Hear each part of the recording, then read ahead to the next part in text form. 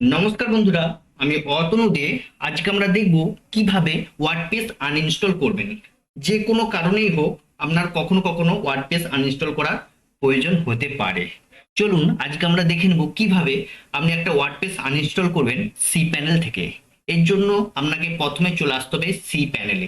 C প্যানেলে কিভাবে আসবেন? সি প্যানেলে আসার জন্য জাস্ট আপনার ডোমেন নেমটা স্ল্যাশ সি প্যানেল লিখবেন।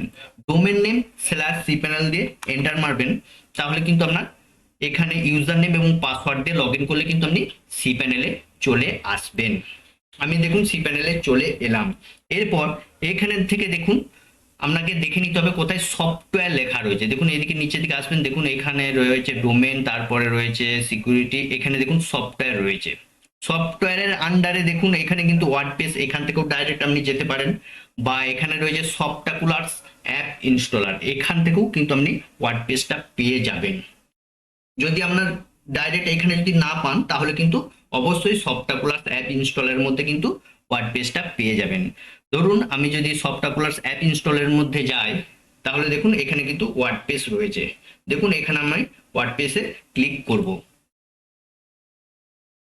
এরপর দেখুন এখানে কিন্তু যদি নিচের দিকে আসেন, দেখুন এখানে দেখুন নিচের দিকে এলে দেখুন দেখতে পাবেন, দেখুন এখানে আপনার যে ডোমেন নেমটা আছে, আর এখানে দেখুন ডিলিট রয়েছে। এখান থেকে কিন্তু আপনি ডিলিট করে দিলেই আপনার ডিলিট হয়ে যাবে বা ওয়ার্ডপ্রেসটা আনইনস্টল হয়ে যাবে।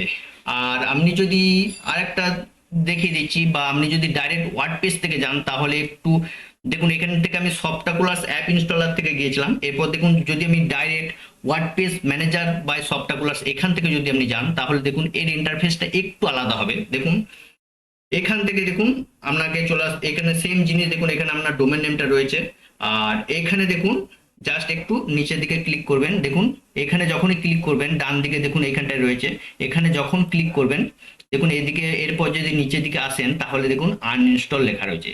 যখনই এই আনইনস্টলে ক্লিক করবেন তখন কিন্তু আনইনস্টল হয়ে যাবে। সেম জিনিস আরেকবার দেখিয়ে দিচ্ছি। দেখুন এখান থেকে জাস্ট আমি এখানে ক্লিক করব, তারপর এখানে আনইনস্টল, আনইনস্টলে আমি ক্লিক করে দিচ্ছি। দেখুন এরপর কিন্তু আমার আনইনস্টল হয়ে যাবে। এরপর এখান থেকে রিমুভ আর এবার দেখিয়ে দিচ্ছে। আমি যদি রিমুভ বাই চান্স যদি রিমুভ না করতে চাই, তাহলে আমি করতে পারবো।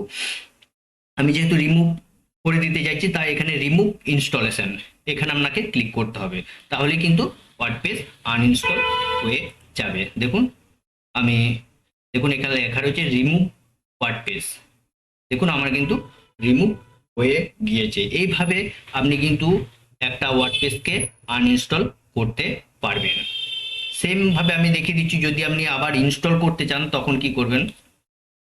আমি ধরুন আমি সি প্যানেলে চলে যাব। দেখুন এখানে আমি সি প্যানেলে চলে আসবো। সি প্যানেল থেকে সেম জিনিস আপনি এখান থেকেও ডাইরেক্ট ক্লিক করতে পারেন, বা সফটাকুলার্স অ্যাপ ইনস্টলার থেকেও যেতে পারেন। ধরুন আমি সফটাকুলার্স অ্যাপ ইনস্টলারে চলে এলাম। এরপর দেখুন এখানে ওয়ার্ডপ্রেস লেখা রয়েছে, জাস্ট এখান থেকে ইনস্টলে ক্লিক করবেন। দেখুন আমি ইনস্টলে ক্লিক করলাম। এরপর দেখুন আপনার যদি এসএসএল থাকে তাহলে এইচটিটিপিএস দিয়ে দিবেন, আর যদি না থাকে তাহলে আপনি শুধু এইচটিটিপি দিবেন। এরপর আপনার ডোমেন নেমটা এখানে দিয়ে দিবে। আর একাধিক ডোমেন থাকলে কিন্তু এখান থেকেও আপনি দেখতে পাবেন। আমি এই ডোমেনটাই জাস্ট দিতে চাইছি। এরপর ডাব্লুপিটা জাস্ট হাটিয়ে দিবেন। আর দেখুন ভার্সনটা লেখা রয়েছে 6.3.1। এরপর আপনি এগুলো হচ্ছে আপনার পরেও দিতে পারেন, আমি এখানে এখন কিছু দিচ্ছি না। আর হচ্ছে অ্যাডমিন ইউজার নেম, এখানটা আপনি কিন্তু একটা অ্যাডমিন যে ইউজার নেম একটা দিয়ে দিবেন, কারণ যখন আপনি ওয়ার্ডপ্রেসে লগ ইন করবেন তখন কিন্তু এই ইউজার নেমটা প্রয়োজন পড়বে এবং পাসওয়ার্ডটা প্রয়োজন পড়বে। তাই আপনি একটা স্ট্রং পাসওয়ার্ড কিন্তু দিয়ে দিবেন।